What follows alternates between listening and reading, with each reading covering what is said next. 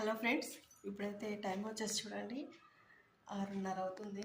నేనైతే ఇప్పుడంటే 5:30కి అయితే ఇంటికి వచ్చేసాను షాప్ దగ్గర నుండి. ఇప్పుడైతే మార్నింగ్ తెచ్చారండి మా వారైతే మటన్. ఇంకా ఇలా ఫ్రిడ్జ్లో పెట్టాను చూడండి. ఇంకా మార్నింగ్ అయితే నార్మల్గా నేను వంకాయ కర్రీ చేశాను కదా, ఇప్పుడు వచ్చేసి మటన్ కర్రీ చేయాలి. చూడండి ఎంత కూల్ అయిపోయిందో.